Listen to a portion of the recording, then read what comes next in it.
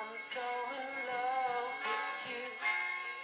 Welcome back to Real Estate Mindset. You guys, today's video is going to be absolutely bonkers, and I'm going to need your help to figure out what exactly is going on.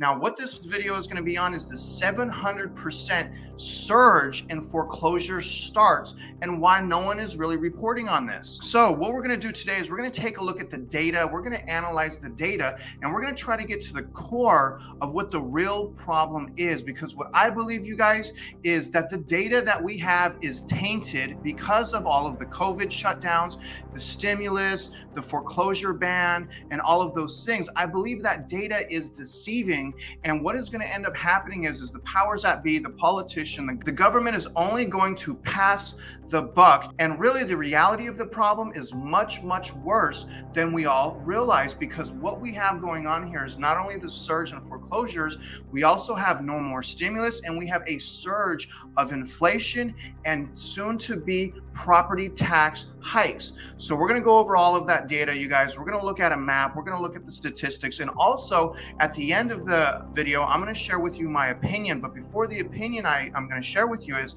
I'm going to look at one more set of data that is actually going to compare the homeowners of 2022 to the homeowners of 2008. Now, a lot of people are saying we can't have a market crash like 2008 because the buyers these days are well qualified buyers. And while that is true, what I am noticing is even though they're well qualified buyers, homeowners are still refinancing their homes recklessly. So we're going to take a look at that data, and then we're going to end all this. Okay, so we're going to get started right now with an article that came up on Market Watch, and that's what spurred this video. I couldn't believe it was only one or two articles. We're starting to see more people report on the foreclosures, but again, I'm going to go in and we're going to dive in and we're going to look at this, and I'm going to kind of give you guys my opinion on why it's not being reported on more. Now, remember this, I am not a financial advisor, y'all. I'm just sharing with you. I'm just a normal person. I'm sharing with you my opinions, and if you like this video, please do me a favor for the algorithm on YouTube.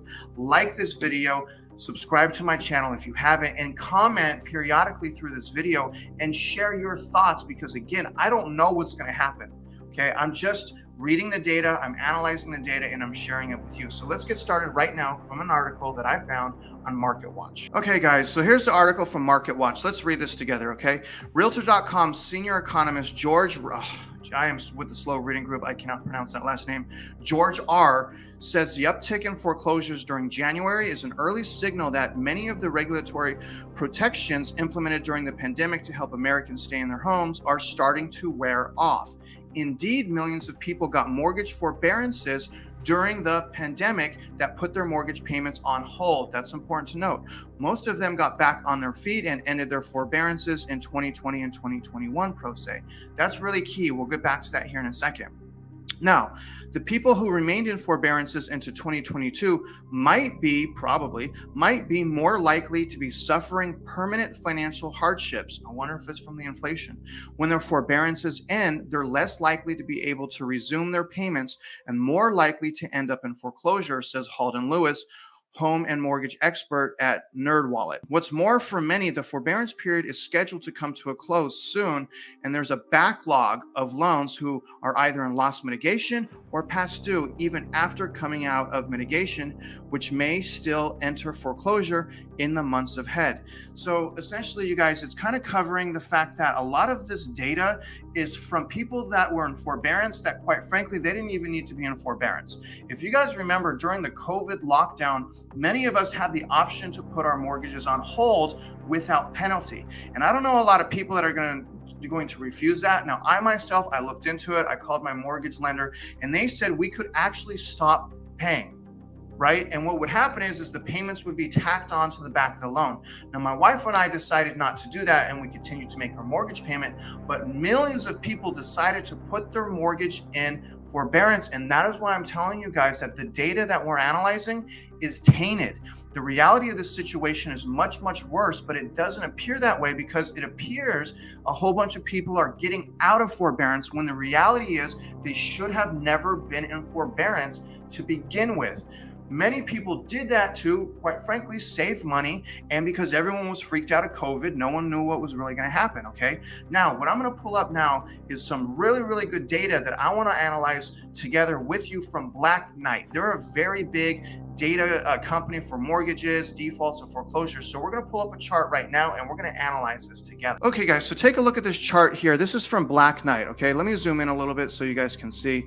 Now I've highlighted here just some information. Now, if you look, this is the key thing here. Okay, foreclosure starts. Okay, this is as of January 2022. Okay, 32,900 more foreclosure starts. That's an increase of 702%.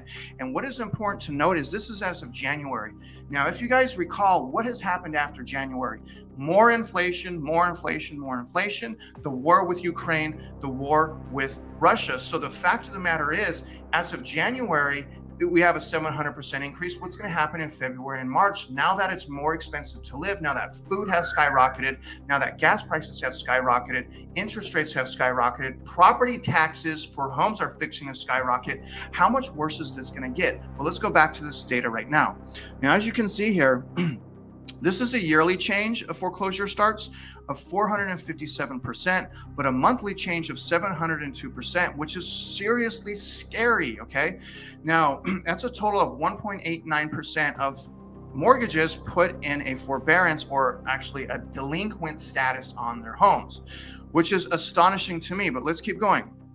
Okay, now this is what I really want you to see. Let's go over here to this graph to the start of January 2021. Okay, this is the delinquency column. Okay, so the delinquency column shows 5.85% January of 2021. If we fast forward to January 2022, it shows only 3.30%. And what it looks like is we are doing better with delinquencies. There's less people in delinquencies, but the reality is, look at this number here, 32,900 more delinquencies as compared to over here, January 2021, only 5,900 delinquencies or foreclosure starts.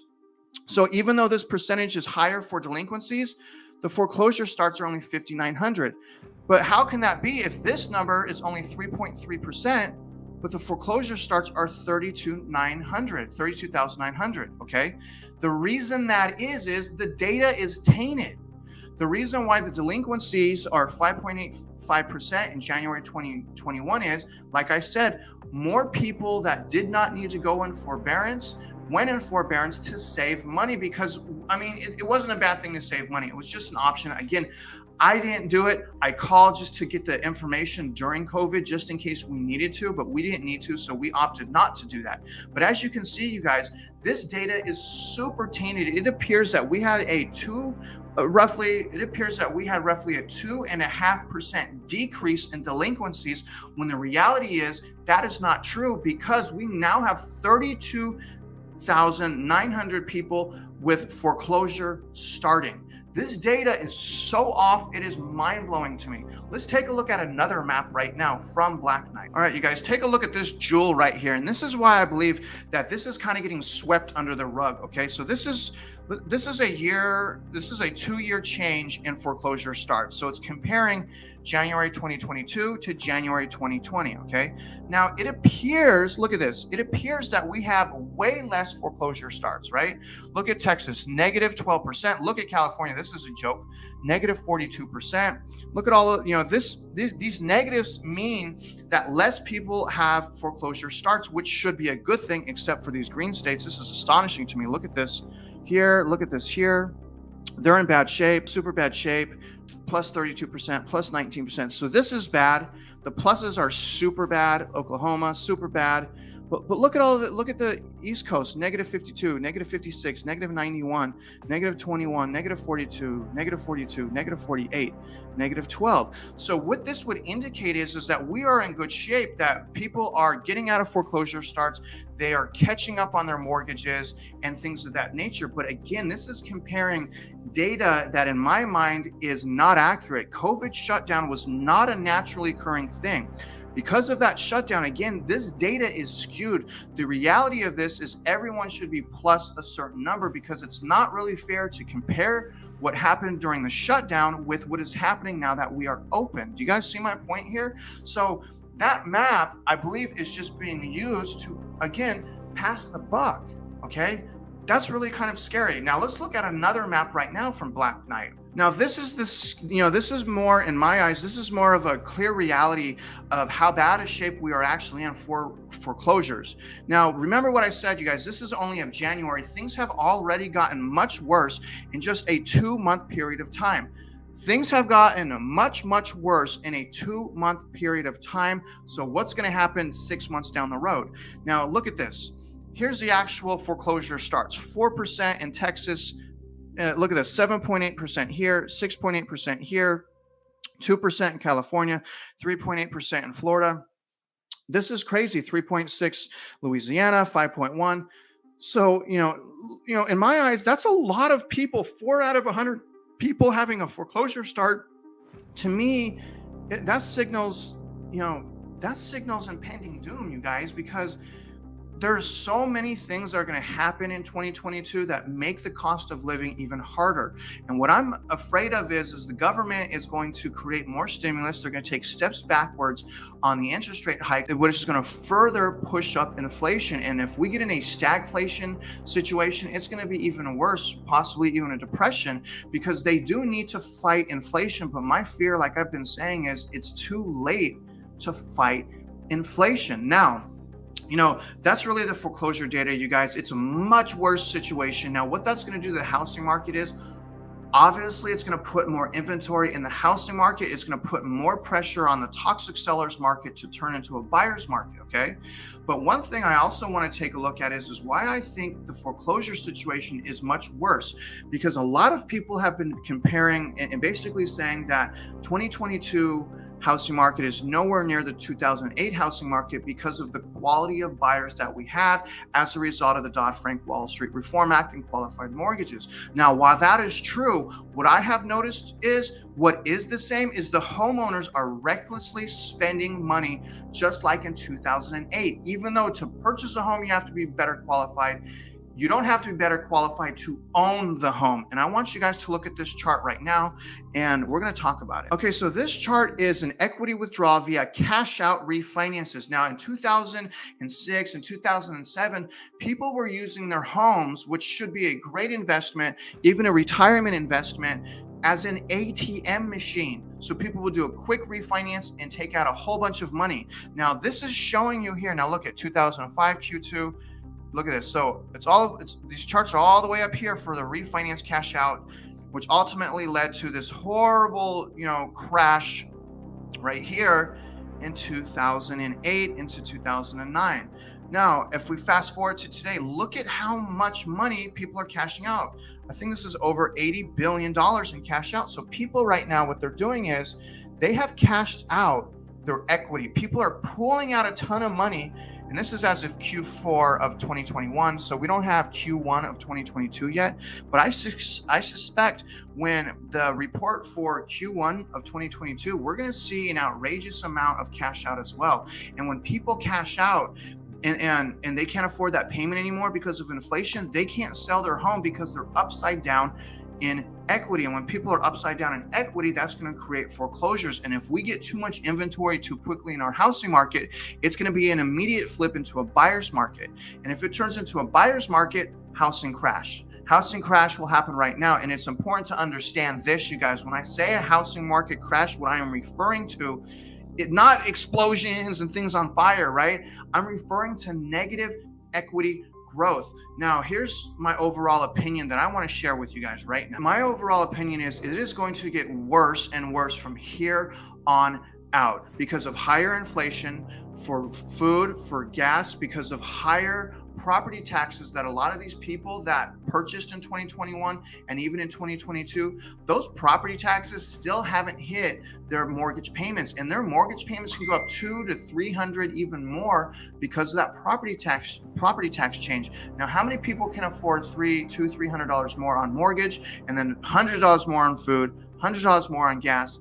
A lot of people are not going to be able to keep up with the inflation and keep up with the rising prices and the cost of living. So my key opinion here and I really hope you guys pay attention to this and really hone into what I'm saying, is it has never been more important to strengthen your situation by saving as much money as possible, by improving your credit worthiness to the best credit score you could possibly get. Because if you guys don't set yourselves up to succeed going into 2022 and 2023, then the institutional investors are going to purchase the houses instead of you. So that's why I'm trying to tell you guys to educate yourself, to empower yourself, so that when it's time, when it's a buyer's market in real estate, once again, I want you guys to win and not the institutional investors, because I can definitely guarantee that if you don't and I don't, then they will, and they will start owning more and more of America, when the reality is Americans, everyday Americans like us, should be the ones owning homes